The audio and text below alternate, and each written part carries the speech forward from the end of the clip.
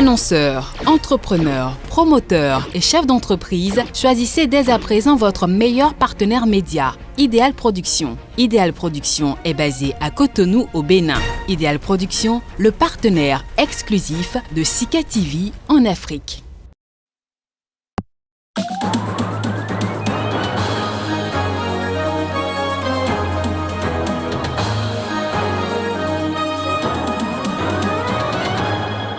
Au sommaire de cette édition, les Cap-Verdiens ont fait confiance au Premier ministre sortant en accordant une large victoire à sa formation de centre droit lors des législatives de ce dimanche.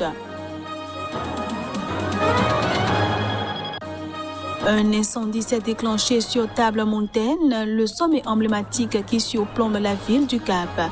Des centaines d'étudiants de la prestigieuse Cape-Town University sont évacués de leur dortoir. Et puis alors que le gouvernement malgache vient de décider de la fermeture des écoles, certains de ces établissements scolaires ont été transformés en centres de traitement pour les malades de la COVID-19.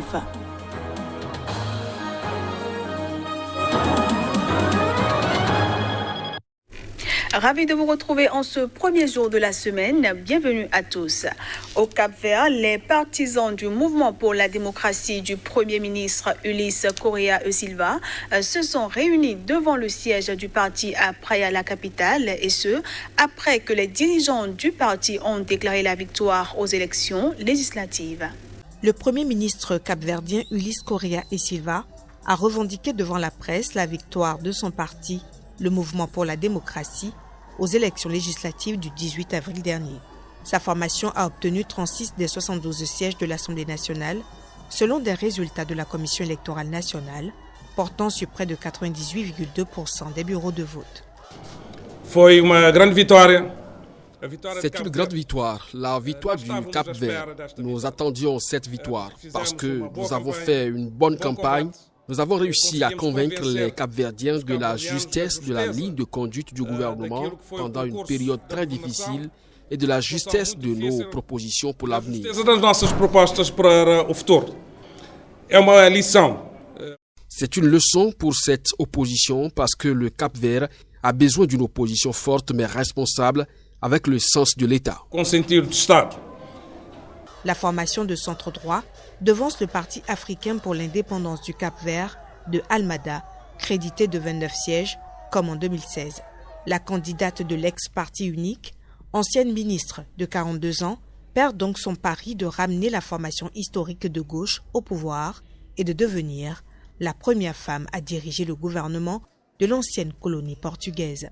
Devant ses partisans, elle a reconnu sa défaite, félicité le Premier ministre sortant et annoncé sa prochaine démission de la tête de son parti, dont elle était devenue la première femme à assumer la présidence en 2014. Des hommes armés à moto ont tué au moins 19 personnes lors d'une attaque samedi contre le village de Gaïgourou dans l'ouest du Niger. C'est ce qu'ont annoncé ce dimanche les autorités locales. Cette zone proche de la frontière malienne a déjà été frappée à plusieurs reprises par des attaques djihadistes. La partie nigérienne de la zone dite des trois frontières a subi une nouvelle attaque meurtrière. Au moins 19 habitants du village de Gaïgourou, dans la région de Tillabéri à l'ouest, proche du Mali, ont été tués le 17 avril lors d'un raid d'hommes armés à moto. Les assaillants auraient, dans un premier temps, trouvé des gens au cimetière où ils étaient partis pour un enterrement et auraient massacré sur place 9 personnes. C'est ce qu'a expliqué un responsable de la municipalité de Dessa qui administre le village. Après, ces assaillants, dont l'identité et le nombre ne sont pas déterminés, seraient entrés dans le village et ont tiré sur toute personne qu'ils apercevaient. Le corps de la 19e victime a été découvert et inhumé dimanche matin.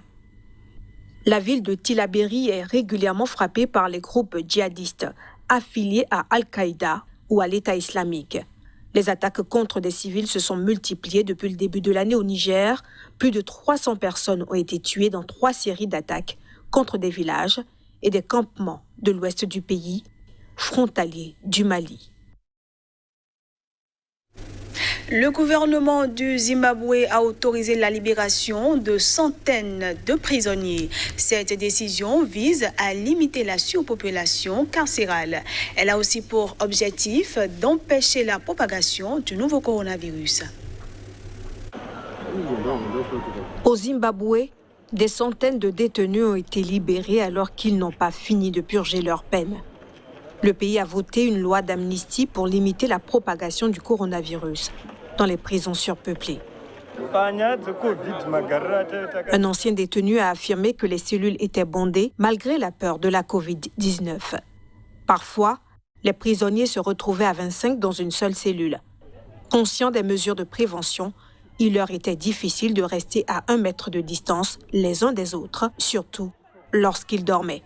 D'après Alfort Gapare, commandant de la prison de Harare, l'amnistie va contribuer à réduire la population carcérale, mais cela signifie aussi une réduction des dépenses des prisons, ce qui représente un gros avantage par rapport à la pandémie de Covid-19. Au total, ce sont environ 3000 prisonniers qui devraient bénéficier de cette loi et être libérés dans les prochaines semaines. Les détenus coupables de crimes graves ou violents, eux, resteront en prison. Notons que le Zimbabwe a enregistré à Harare, la capitale du pays, son premier cas de Covid-19 le 20 mars 2020. Actuellement, le pays compte 37 699 cas, dont 1552 décès. Je le disais en titre, un incendie s'est déclenché ce dimanche sur Table Mountain, le sommet emblématique qui surplombe la ville du Cap à la pointe de l'Afrique du Sud. Des renforts ont été déployés et 3 hélicoptères participaient aux efforts, lâchant des paquets d'eau sur les flammes pour stopper leur évolution. L'incendie déclenché au parc national de Table Mountain, en Afrique du Sud, a détruit une partie du restaurant voisin de Monument à la gloire du colon britannique Cecil Road, qui offre une vue exceptionnelle sur le port, des maisons et plusieurs bâtiments de la prestigieuse Cape Town University, a précisé la ville dans un communiqué. Des renforts ont été déployés et 3 hélicoptères participaient aux efforts, lâchant des paquets d'eau sur les flammes. Un pompier a été hospitalisé pour des brûlures, tandis que ses collègues continuent à lutter contre l'incendie. Dans la soirée, des centaines d'étudiants avaient quitté à pied leur résidence pour échapper aux fumées et trouver refuge. Ils ont tous été évacués dans la soirée, a précisé la ville, alors que de forts vents ont étendu l'incendie. Dans la bibliothèque de l'université, des trésors littéraires ont tragiquement disparu, mais certaines des œuvres les plus précieuses ont pu être sauvées grâce à l'activation de portes roulantes. Le parc national de Table Mountain, qui s'étend sur une bonne partie des zones non construites de la ville, avait demandé dans la matinée, notamment sur les réseaux sociaux, aux randonneurs d'évacuer immédiatement la zone et aux automobilistes de venir chercher leurs véhicules garés à proximité.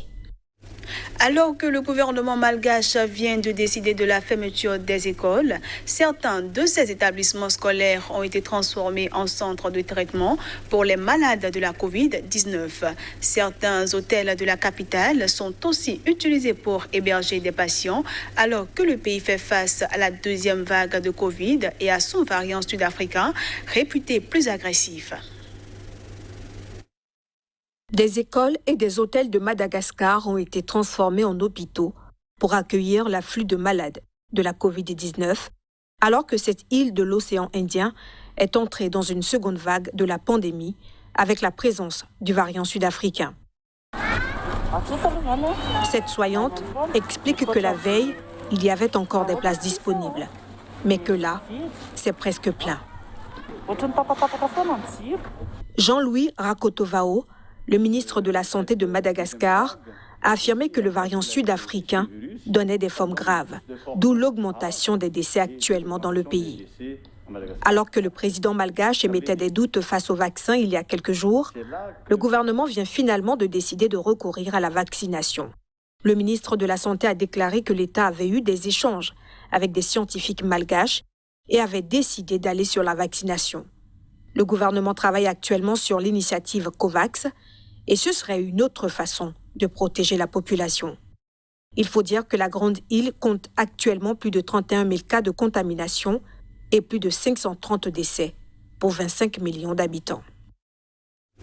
Hors du continent africain pour finir cette édition, en France, face à l'inquiétude sur les variants du Covid-19, Matignon a annoncé ce week-end l'instauration d'une quarantaine obligatoire de 10 jours pour les voyageurs en provenance du Brésil, d'Argentine, du Chili et d'Afrique du Sud. Plus de précisions à travers ce reportage. Les vols avec l'Argentine, le Chili et l'Afrique du Sud sont maintenus alors que Paris avait annoncé la suspension des liaisons aériennes avec le Brésil pour limiter la propagation d'un variant local baptisé P1, réputé plus contagieux et dangereux. Cette suspension sera prorogée jusqu'au vendredi 23 avril inclus. Pour justifier le maintien des vols avec l'Argentine, le Chili et l'Afrique du Sud, Paris dit que la présence des variants n'y atteint pas les niveaux observés au Brésil. Toutefois, les voyageurs venant de ces 3 pays ainsi que du Brésil devront désormais se soumettre à un isolement de 10 jours accompagné de restrictions des horaires de sortie avec un renforcement des amendes.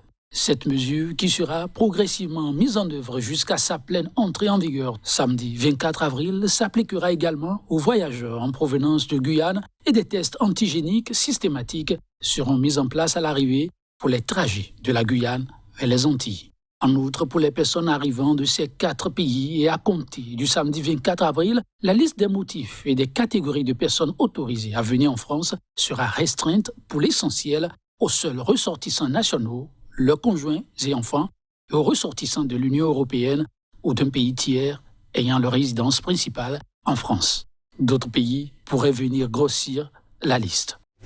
Et ce sera tout pour cette édition que je vous remercie d'avoir suivi.